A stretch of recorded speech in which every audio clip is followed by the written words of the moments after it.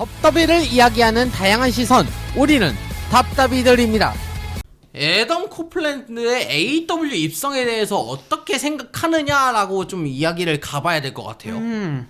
간단하게 설명을 해줄게요. 네. AW에는 지금 WWE에서 넘어온 베테랑 출신 선수들도 많아요. 아니면 뭐 신일본 출신도 있고요. 당연히 베테랑이네. 그리고 다른 이제 미국의 이런 인디 레슬링이라든지 아니면 외국의 인디 레슬링 혹은 멕시코 레슬링, 아까 얘기했던 신일본이라든지 이런 일본 레슬링하고도 연합이 돼가지고 이제 여러 선수들이 왔다 갔다 혹은 AW 선수들이 직접 어딜 가거나 그런 식으로 해가지고 선수풀이 많아요. 근데 그런 상황에서 에지가 왔어요. 어떻게 생각하세요? 선수들이 많은데 어. 뭐지? 자, 일단 긍정적이다라고 생각하는 쪽에서 먼저 얘기를 해봅시다. 일단은 애덤 코플랜드의 영입 아닌 영입으로 같이 언급이 될 수밖에 없는 거는 역시 사적으로 친구라고 할 수 있는 크리스찬 케이지와 같이 세트로 딸려온다고 얘기할 수밖에 없어요. 그러니까 이미 벌써 이거에 대해서는 올인 월드 투어 런던 때부터 이미 그 외국 기자들은 이미 냄새를 맡았던 상황이라고 합니다. 그러니까 떡더비하고 이미 10월 1일 뭐 그때는 그러니까 거의 그러니까 이후에 이제 막 막점 천천히 그러니까 천천히. 지금 이제 에지가 이제 이적하고 난 이후의 상황들에 나왔던 이제 오프터 레코드가 끝난 기사들, 엠바고가 풀렸던 기사들에 따르면 TKO 측은 에지를 거의 한 9월 말까지 계속 협상을 했었대요. 네, 맞아요. 그건 했었어. 협상을 했었지. 그러니까 그 사이에 이미 벌써 에지는 이미 FA가 이미 예고가 됐던 상황에 본인이 이제 은퇴할 수도 있다는 세그먼트 등을 했고, 그런 식으로 해서 이제 WWE를 떠날 것이라는 암시를 이미 팬들한테 준 상태에서 그래서 저기 뭐지 쉐이머스랑 마지막 경기하고 악수하고 나갔거든. 그때 네. 나왔었잖아. 나도 그때 그 방송분의 클립을 유튜브 클립을 엔드 오브 엣지 뭐 그렇게 내가 적었던 걸로 기억하거든요. 그렇게 해서 클립을 내가 올렸던 걸로 기억을 하는데. 네. 그러니까 그게 되냐면 이제 그 상황에서 이제 일단 재계약 시점이 다가온 건 맞았고, 그 상황에서 오퍼가 동시에 AW랑 그러니까 TKO 측에서 동시에 오퍼가 들어왔었대요. 그러니까 당연히 이제 여기서 같이 AW는 약간 전략을 좀 특이하게 잘 취했던 게, 그러면서 같이 또 비슷하게 FA가 한 10월쯤에 만료가 될 예정이었던 크리스천 케이지도 같이 재계약을 진행했다는 거예요. ENC. 네. 그렇게 되면서 이때 어떻게 되냐면 알다시피 올아웃 전후 때 어떻게 됐죠? 크리스천 케이지가 올아웃 직전에 재계약이 됩니다. 이 말인 즉슨 에지가 AW로 올 수 있는 가능성이 조금 더 높아졌다. 그러니까 그런 그때 토대를 당시만 해도. 이미 크리스천 케이지 재계약에서 깔아줬고, 그렇기 때문에 기자들도 그 사이에 같이 접한 정보가 TKO 측의 지금 연장 계약 사항을 에지가 받아들이지 못하는 것 같다라는, 그러니까 이견을 지금 좁히지 못하고 있다라는 정보를 같이 접했대요.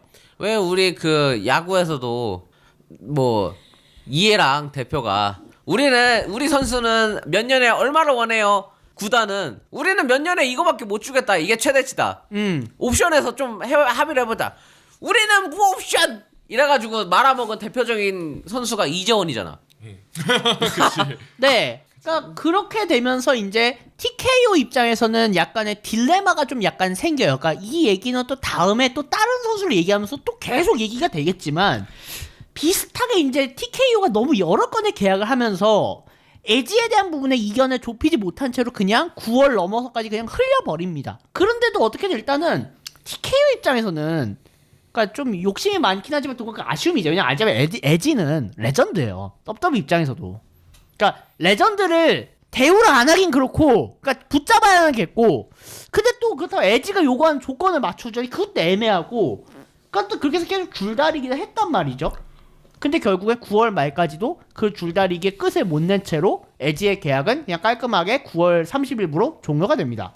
그런 상황에서 크리스찬 케이지는 AW와 재계약이 됐고, 올아웃 때 이미 재계약이 됐고, 그 사이에 AW가 조금 더 좋은 옵션으로 에지한테 계약서를 내면서 사실상 이미 9월 중순 사이에 에지는 이미 사실상 AW랑 반쯤 가계약이 된 상태였대요. 그러니까 이미 마음을 그쪽으로 확정을 냈대. 그러니까 WWE에서 좋은 조건을 토니칸이 제공을 했다는 거죠, 이미.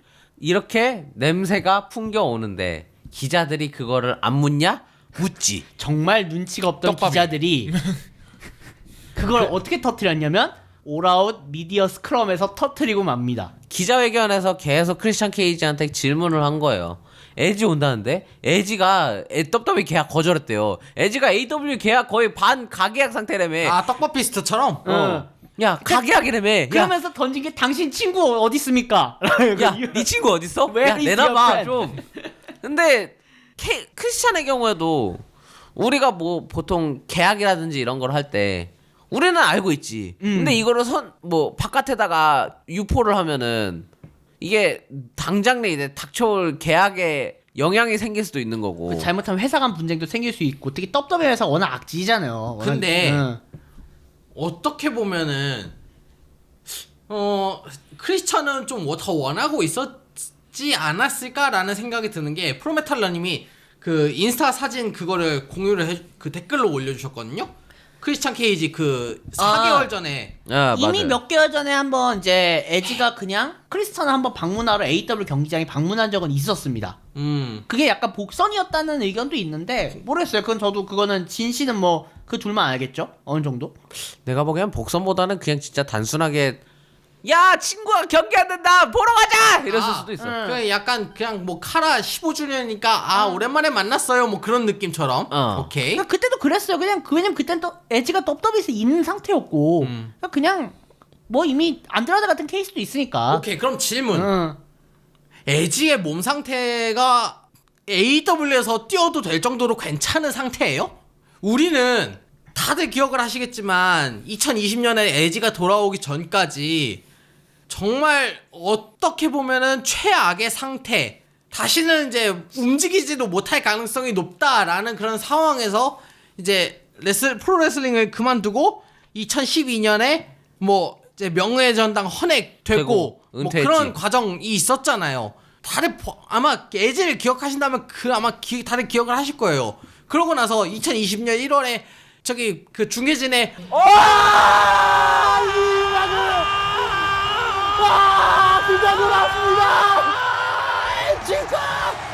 제대로 복귀를 했잖아요. 네. 물론 보니까 나아지기는 나아졌지만 그러니까 부상에 일단은 그러니까 에지 본인도 얘기를 했고 아내인 베스가 얘기했을 때 그러니까 그때 2011년 은퇴 당시 때는 치료 방법이 없었었대요. 그 목의 협착이라든가 이런 부분에서 그렇다가 2019년쯤에 그래도 이제 그렇게 좀 의술이 좀 발달하면서 이제 에지의 그런 목 쪽이라든가 등 쪽의 그런 부분을 어느 정도 치료는 할 수 있는 걸로 해서 일단 1차적인 봉합을 한 채로 복귀를 했었대요. 그러니까 AW에 와서도 어쩌면 에지는 은퇴의 위험성을 안고는 있는 상태인 거죠. 다만 예전보다는 쇼매치라든가 이런 걸 좀 뛸 수는 있는 상태. 지속적으로 치료를 받으면서. 내가 보기에는 풀타임으로 계약을 맺었어도 파트타임으로밖에 못 나올 거야. 그럴 가능성이 높다. 왜냐면 일단 제일 결정적인 이유. 나이가 많습니다. 지금은. 야, 뭐 크리스찬 케이지도 매니저 겸 선수로 해가지고 잘 뛰고 있는데 그거는 뭐 문제가 아니더라도 몸 상태 때문에라도 일단은 풀타임으로 계약은 맺었지만 예. 파트타임으로 진행을 할 거고. 그리고 이제 AW의 특성상 풀타임이라는 게 이게 굳이 선수로서의 풀타임을 말하는 건 아니잖아요. 또 한편으로는. 그냥 난 그게 좀 물음표가 남기는 해요. 응. 풀타임이라 하면은 흔히들 이해하는 선수로서의 풀타임이 아닌가? 라는 그런 생각이 많이 하는데. 근데 이제 야구 여기- 선수로서의 풀타임은 몇 경기? 144경기. 알겠습니다. 네. 아무튼 그런 상황인데, 자, 긍정적인 얘기를 했다면 뭐 물론 더 이따가 더 하실 수도 뭐 있겠지만. 그나마 지금 이제 그러면서 이제 좀 약간 재밌는 건 그러면서 AW의 백스테이지 분위기가 약간 셋신 아닌 셋신이 됐다고 하더라고요. 그러니까 뭐 크리스찬 케이지의 경우에 사람이 좋은 걸로 유명해 또 그 친구니까 또. 근데 이건 조금 참 좀 그렇다. 그러니까 아니 왜? 물론 이제 새로운 사람이 와가지고 이제 분위기 쇄신이 됐다는 거는 뭐 좋아요, 좋은 거긴 한데 근데 일단은 아니, 펑크와는 다르게 그게 에지라는 게 참 의아스럽다는 거지. 근데 그런 거지. 그러니까 이게 참 이게 프로 레슬러라는 특징이 무대 그러니까 옛날에 제가 이노키 얘기할 때도 얘기했잖아요. 그러니까 무대 위에선 선역이었어도 이노키가 약간 좀 까였던 부분이 링 밖에서만 나가면 개차반이었다고 했잖아요. 근데 반대로 에지는 그런 사람은 아닌 거예요. 무대 밖에서는 그냥 평판 좋고 레전드고 그냥 사람 좋고 뭐 그러니까 자기가 맨날 얘기하잖아요. 토크쇼 같은 데 나가도 그러니까 옛날 ENC 초기 때 약간 그 5초만 내가지고 막 웃기려고 하는 그게 오히려 자기 본 모습이라고 얘기하는 가 그런 스타일이니까 아무래도 좀 제작진들도 그렇고 선수들도 그렇고 좀 트러블이 없다라고 생각하는 거겠죠. 펑크와는 다르게. 참고로 이노키 얘기는 4년 전입니다. 네. 제 기억이 나지 않습니다.